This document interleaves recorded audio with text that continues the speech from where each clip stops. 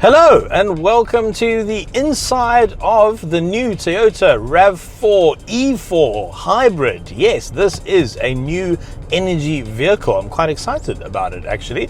But before I tell you about it, I'd like to direct you to the description below where there is a link to all of the Rav4s, the used ones that we have on our website right now. And there are over 500 of them, 500 Rav4s to choose from. So if you're looking for a used one, you'll find them all there. Right, here we go. A review of a new Rav4.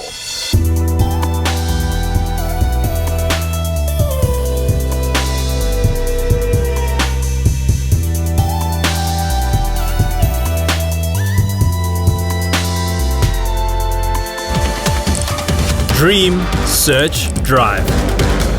Cars.co.za. Budget insurance. Affordable because you can't afford not to. So what is this E-Four? Well, it's the only car in its segment, and there are many cars in this segment, about 18 at the last time I counted, where you can have a new energy drivetrain. Every other car is just petrol or diesel. This is it. Toyota is one of the only manufacturers right now which has hybrids on sale. There is a Haval H6 hybrid coming, but until then, this is your only choice.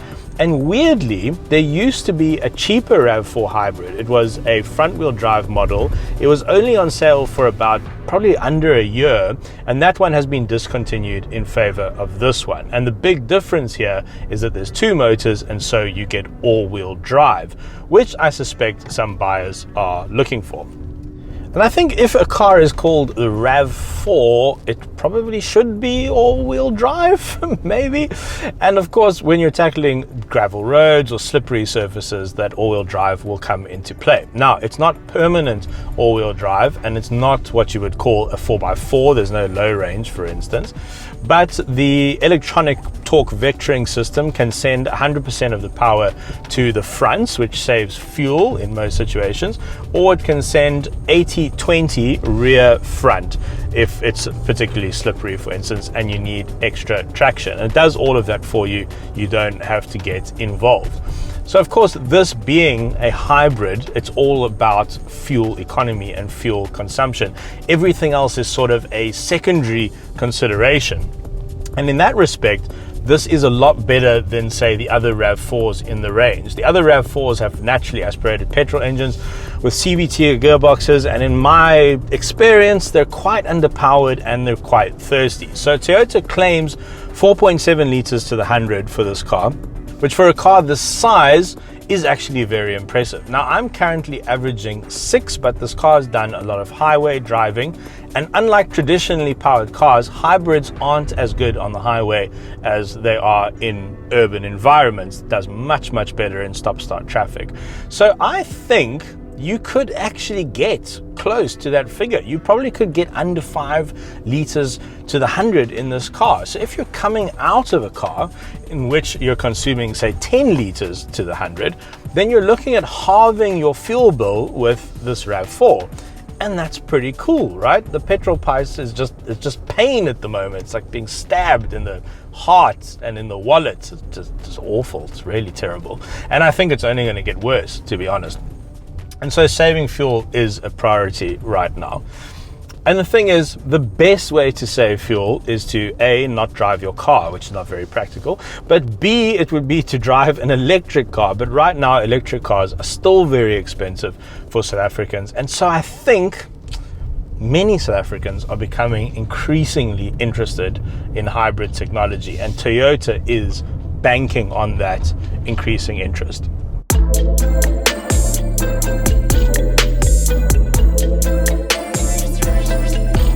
Now, you might hear me talking about these fuel consumption figures, and you might think to yourself, hang on, I've got a diesel powered car and I'm getting, under 6 to the 100, for instance. But I suppose what's driving this move to petrol hybrid is European emissions regulations and the fact that a lot of European cities just don't want a diesel car or diesel cars in the city perimeters. You have to pay extra for congestion charges. In some European cities, you can't even go into the city center with a diesel. And so outside of South Africa, petrol hybrids make a lot more sense.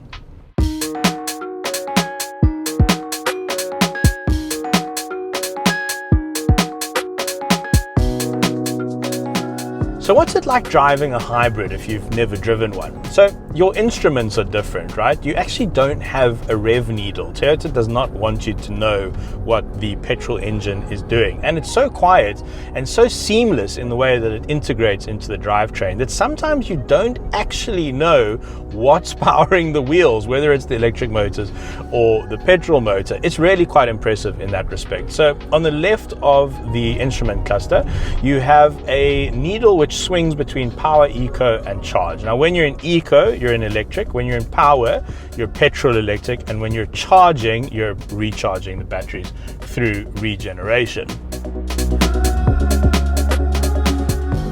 I think this energy monitor has been around since like the first Prius or the second Prius. It's looking pretty old, but it is very easy to understand, and you can see when the electric motor and the petrol motor are working together, or when it's charging the battery or regenning the battery. It's pretty cool, and it's nice to see, you know, when you're saving fuel, when you're using absolutely no petrol. Quite exciting. I love that sound when you're regenning. When it's like, look, I got that sort of slowing down Chewbacca noise.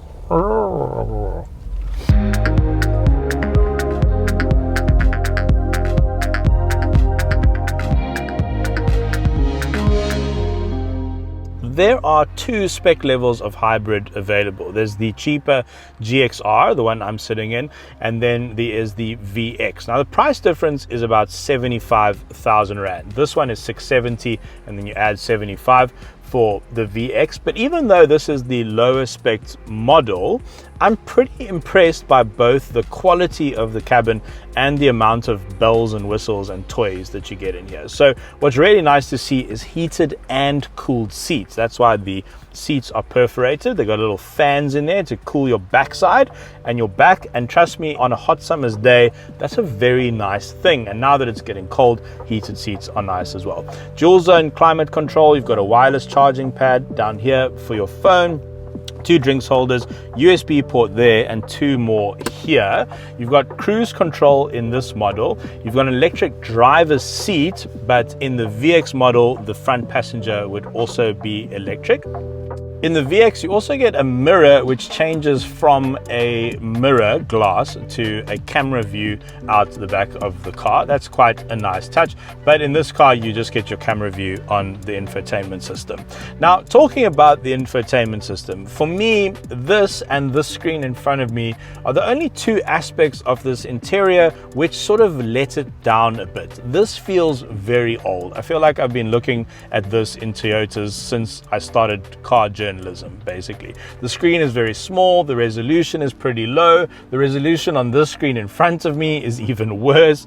I feel like it's time to update all of this happening over here. I mean, for instance, there's no sat nav, and you can sort of see its age by the CD player. I mean, you just don't really see that anymore.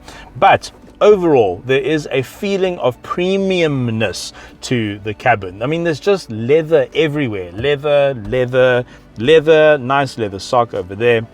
The seats, of course, are all leathery. And in terms of the theme, it feels a lot like the FJ Cruiser from a good couple of years ago. It's got that sort of chunky aesthetic to it. I quite like these orange insets. Those are actually quite unique. Haven't seen that too often. And then you've got these chunky dials. They sort of look like tires, like off-road tires.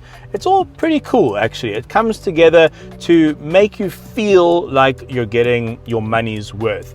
But the one downside, the big downside, I would say, is that the seats are actually not particularly comfortable, and it's because of the width. I feel like the side bolsters are a bit too tight. And I mean, I'm not a particularly big guy, although I have picked up some weights during lockdown, which many of you have pointed out. So thanks very much for that. But I suspect if you are, pretty heavy set, or if you're, big springbok forward or something like that, then I'm not sure these seats are gonna be good for you.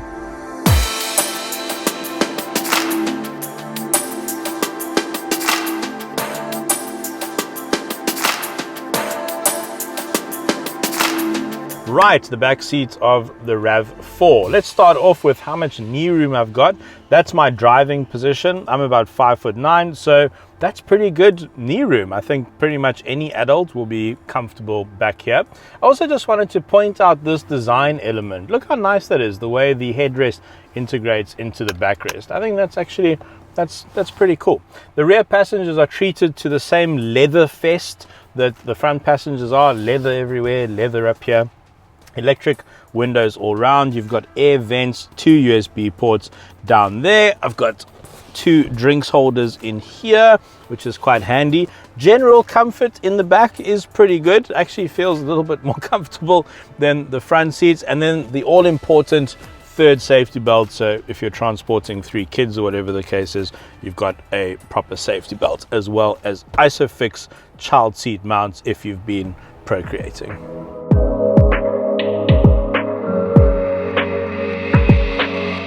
I was going to tell you about the spare wheel later, but then I thought to myself, if I lift the suitcase into there, I'm gonna have to lift it out again to tell you about the spare wheel. So let's start there. Full-size spare. South Africans love a spare wheel. Anyway, I have brought the suitcase along to show you how big this boot actually is. Look how far back it goes, and then look at the height you get. I think it's impressive that you can load below the parcel shelf a decent sized suitcase, sort of standing-ish, height-wise, width-wise. Not sure how to describe that. So good height, good width. Now, sometimes manufacturers measure boot sizes differently to other manufacturers. So Toyota quotes a massive figure of 733 liters for this boot, which is probably not correct, or it's just measured in a way that doesn't match the other manufacturers. So if you're looking at boot specs, for instance, on our site, and you see that the figures are way out, it's just because of that little quirk of how things are measured. But I would say, just by eyeballing it, that this is probably a little bit larger than the Subaru Outback. Now, something that I think is such a nice touch, which you get on other cars, is remote seat release. It's normally a handle over here somewhere, but in the Toyota you have to lean over and flick the seat down. Such a hardship. Some of this car's rivals also allow you to store the parcel shelf here underneath the boot floor, which is quite a nice design feature, but you can't do that in the Rav4, so you'll have to leave that somewhere potentially if you want to remove it. But there is some convenience features. You've got 4 tie downs over there in the corner of the car, some netting over here, and a 12-volt socket to run a fridge or something like that. Another hardship is that you don't get an electric tailgate. You have to pull this down all on your own. Life is so tough. Ow.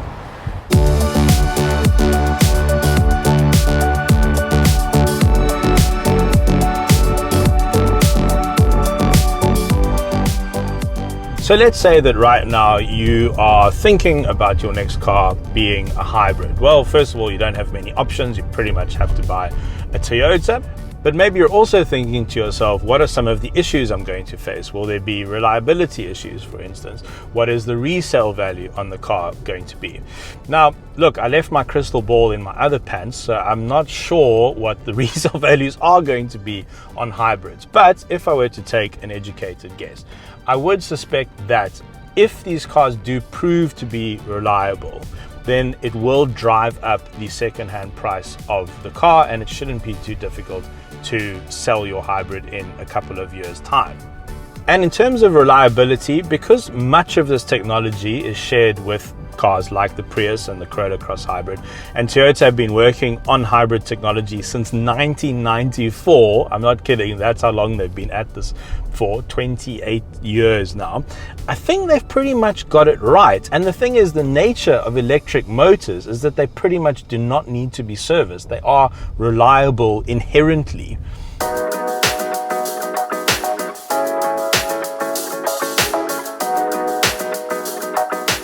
So there are 2 versions of the E-Four available. One is the GXR, which comes in at 664,000 Rand. So that is your entry point into Rav4 hybridness. And if you want the top spec one with all the fancy bells and whistles, you're looking at 744. Now, I think it's a bit of a pity that Toyota discontinued last year's RAV4, the front wheel drive one, because that was about 560,000 Rand, which was a much more palatable entry point into hybrid technology. But Toyota reckons, I've asked them about this, I've asked them why they discontinued that RAV. They reckon that the Corolla Cross hybrid fills the gap that RAV4 hybrid has created. So it's a bit cheaper, but also because the RAV4 hybrid, to get the price down, the spec was very low. You actually get better spec, more bells and whistles in a top spec Corolla Cross hybrid for about 450,000 Rand. So that's Toyota's reasoning. Whether you agree with it or not, I suppose, is another question. I'm not sure why they couldn't have just kept both RAV4 hybrids on the market, but that was the strategic decision that they made.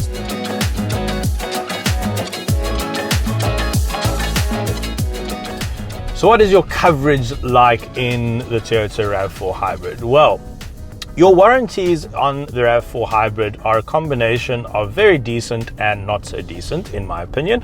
The standard warranty across the Toyota range is a 3-year, 100,000. Now, I think that's quite short, especially if you consider that a lot of other manufacturers are offering 5-year, or Hyundai is 7-year. Then when it comes to servicing, Toyota counts their services not necessarily in terms of time, but in terms of number of services. So you get 6 services or 90,000 Ks, whichever comes cheapest. Now you might be interested to know that the service intervals are still the same, even though it's hybrid. It's 15,000 Ks or once a year. But the extra warranty that you get because you're buying a hybrid is on the battery, and that is a 8-year, 195,000 kilometer warranty on the battery itself, which I think is a very healthy warranty, and is actually a bit better than the warranty you get in cars such as the BMW iX. What are the downsides of moving over to hybrid technology? Is there anything you should be worried about? And it's difficult to say. It's difficult to point them out. I mean, the car goes and stops and turns corners like a normal car. I mean, you've got a CVT gearbox, which people aren't necessarily a fan of, but if you bought a normal RAV4, you'd get a CVT anyway. And yes, it can drone a bit, and yes, you do have to change your driving style a little bit. But I don't think it's that much of an issue. For instance, if you buy a Subaru Outback as well, you're also getting a CVT. So you just have to adapt a little bit, use your right foot a bit differently to get the best out of the motor. And yes, when you are on open roads, the hybrid technology doesn't work as well as it does in urban settings, but still, you're still going to be averaging around 6, maybe 6 and a bit to the 100. So it'll definitely be more efficient than, say, a standard Toyota RAV4 or a standard petrol engine model from just about any other brand.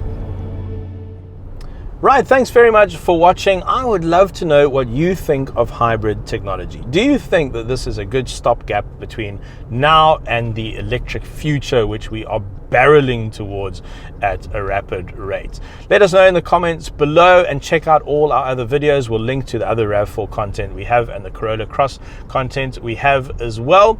And we'll see you on the next one. Right, be safe. Cheers. Bye. Do you like clothes? I do. This is available right now on our Sentimental shop. Just go to Cars.co.za /shop, or look for the description in the link below.